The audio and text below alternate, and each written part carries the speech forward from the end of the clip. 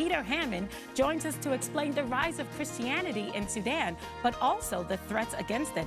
Plus, we'll talk with Tom and Nita Horn, who share more info on their latest project. So stick around. We'll be right back.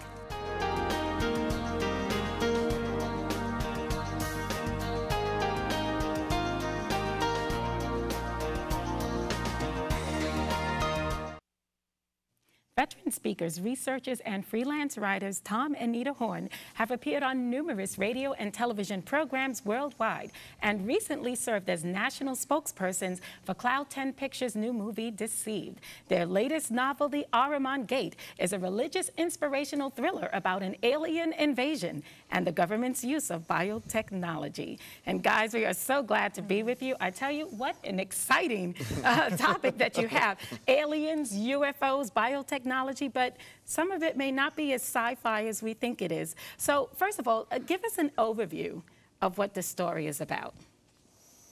Well, I should say, first of all, that I started to write this as nonfiction. And at the time, about 13 years ago, I ran into an old college professor friend of mine who said, these days, more people read fiction than what read nonfiction. I'm not sure that's true today, but that's what they were saying then in the advent of the Left Behind series books and books like that. So I brought my wife on board, who's a much better creative writer than I am, and she agreed to help me develop the characters. But what actually had launched all this was I was a researcher. I was doing some writing for some major newspapers in the United States, and I came across a term called transgenics. Now, more people know what that term means today, but 13 years ago, really nobody had heard of it, and I thought as a researcher, if I've never heard of this term, I knew that the public at large probably hadn't. And so I started doing some research to find out what it was, and that year I found out that fully 1/4 of all federal research grants were going towards transgenic science. And I thought, man, if 1/4 of all, you know, tax dollars given for the purposes of research, and some of this was DARPA, the military was interested, and I found out essentially it just meant the blending of living organisms, one species with another. Really? And of course, having a biblical worldview, a Christian worldview, right away I started thinking of, you know, the divine order, God made everything, and he put barriers between the species, and I wondered what God might have known that we didn't know about the dangers that might be inherent to cross-blending living organisms. Now, this technology is being done now. Right. At the moment that we're speaking, it's being done. Now, where is this being done? Is this here in the United States, or is it overseas in Europe, or is it everywhere? It's actually happening everywhere, and what a lot of people don't know is that just because certain, like the state we come from, Missouri, you know, there's a big issue right now about going back and visiting some of the legislation that was enacted there last year that would allow for creating stem cells. But much of the stem cell research that's occurring now is happening through blending human and animal DNA. The purpose for that is to get around the restriction of using human embryos for extracting stem cells. Right. Now, you might have noticed that Great Britain just a week ago, 10 days ago, as a nation, this is the first time that a sovereign nation has actually approved doing what our own President Bush here in the United States has called for outlawing, and that is the use of human embryos blended with animals so that you create a chimera, which is, by the way, is an ancient Greek term for a part animal, part human that actually foreshadowed natural disaster. Wow. And I see a kind of a metaphor in where we're going with this now, that what we're doing now could foreshadow natural disasters. As a matter of fact, what we're already learning through genetically modified crops is that by blending living organisms in ways that if you're Christian, creation didn't allow for, if you're an evolutionist, evolution didn't allow for, doing things that are unnatural might impact the environment in ways that we're not prepared to handle. And so there are scientists, some of them who served on the President's own Council for Bioethics, that think this could be a Pandora's box. Well, it would really appear to be that way. I mean, you can talk about hybrid corn all you want. That's one thing to mix the yellow and white corn. It's another thing to be mixing species and talking about the possibility of cloning as well. I mean, how does your book address these type of things? Nita, care to comment? Well, I get Nita involved, too. I know, come on, Nita. Well, the book that we wrote, he did a lot of the biotechnic research. I did a lot of the characters. So when you're talking all of this gender, scientific stuff. Exactly. That's where he has all the quick answers. Right. So. Well, I'll tell you though, in the shows that we do though, and I've heard this over and over, the characters in the book that people loved, the old man by the river, the dog named Tater, all of her inventions are the parts of the book that people actually fall in love with the characters, you know. The deep, dark, terrible stuff in the book was my invention, so. Right. Well, now how do you believe that this can tie into prophetic times? Because one critic said that this book makes the Antichrist look like the tooth fairy. Yeah. That it's so real and so scary as to what could possibly happen in the future. Right. Well, and there will be a sequel to this book, which is nonfiction, which is actually dealing with the real sciences. But when we wrote the Armand Gate, and the book does have 45 five-star reviews. It's been in the top 50 CBA market for a long time now.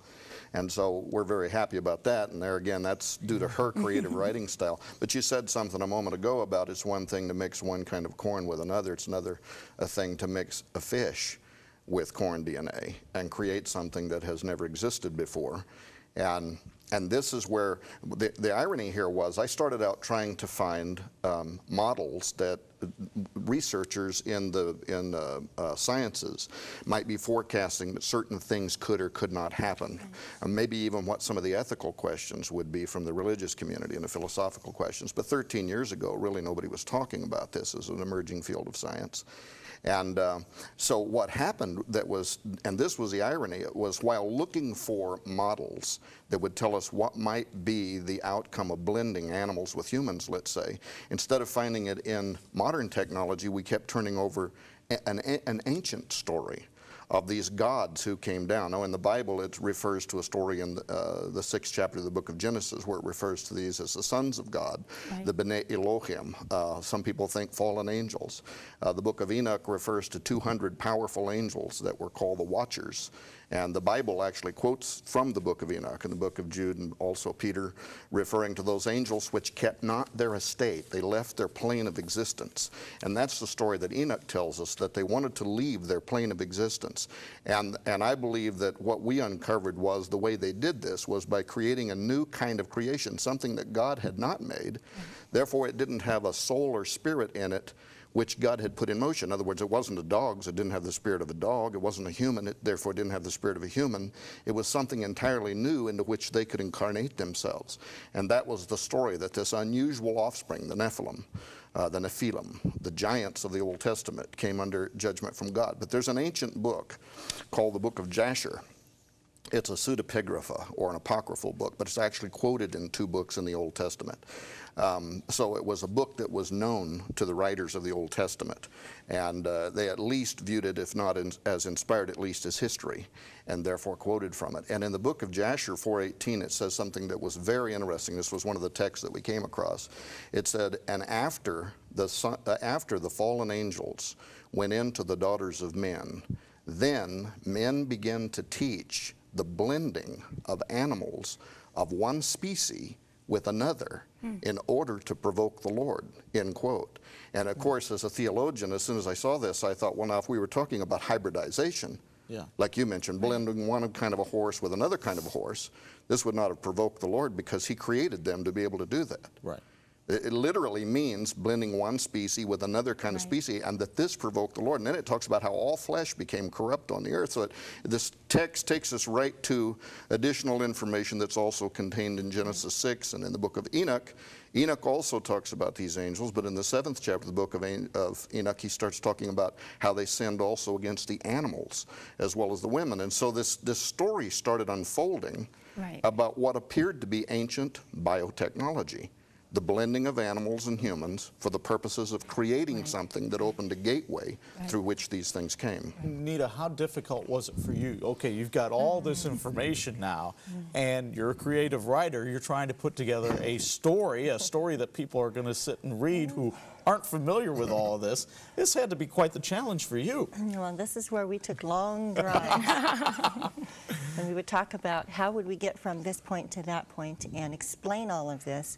And it just took a lot of time and tag teaming on it, and it was actually one of the things that I think in our marriage was wonderful, because it gave us a common ground to share something. And so for me, that's what I enjoy doing with the book. But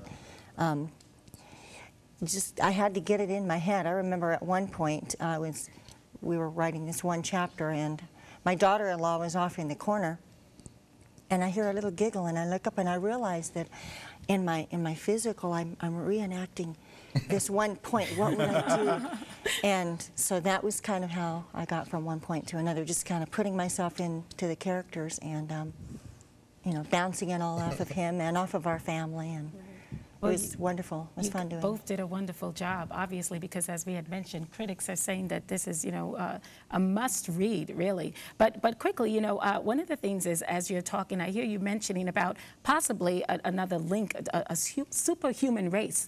How close are we to something like that possibly occurring in the near future? Leon Cass, who is the former chairman of the President's Own Council on Bioethics, actually, after he finished his tour, if you will, on that committee, and saw all the scientific evidence that was available, and even where people from Oxford and Stanford and other law firms are telling us that we have to begin to adapt law because, you know, how much of a human would have to be human in order to be protected under the Constitution. So we're the Birkbeck Law School in Great Britain is talking now about having to redefine crime scene analysis for CSI students, because a human who might be part wolf, a literal X-Man, the crime scene analysis that we use wouldn't apply to a person who might have instincts of an animal. And I can tell you, because I've been on their shows, I've been on, well, I won't name them, but I've been on some of the leading transhumanist shows who have completely different worldviews than I do. They're actually excited about the possibility of being able to have sensory modalities that are only available now to the animal kingdom. Well, we know that, at least we believe, that animals might even be able to see things like spirits. Sometimes they seem to react. In fact, in the Bible, Balaam's donkey can see the angel in the middle of the road. Balaam can't. And these people are actually excited. This whole new emerging philosophy now called the transhumanist philosophy. They believe that that biotechnology is one of the tools that will take the human race into its next step in human evolution. It's also very prophetic. Isaiah refers to the possibility of the return of the giants at the end of time, and he ties it to a time when Iraq and Iran are invaded and destroyed, and that God will call for a ruler to open a gateway, and that through it will come forth the Geborim, whom most Bible scholars believe are the offspring of the giants. Wow, I tell you, this is really some scary stuff. No wonder they said what they did. But, you know, possibly not so far from X-Men as we think. So, you know, thank you so much, Tom and Nita, for coming and being with us. I tell you, a very interesting read. You raised some very interesting topics, not only to give us something to think about, but also something to pray about. If you'd like to purchase the Aramont Gate or find an easy way to link to the Horn's website, you can visit us at www.harvest-tv.com for some more information. Well, coming up later on Harvest, Pastor Dave brings us his teaching of the day, where we learn more about our prayer lives. We'll also be right back with Brian Bush, so stay with us.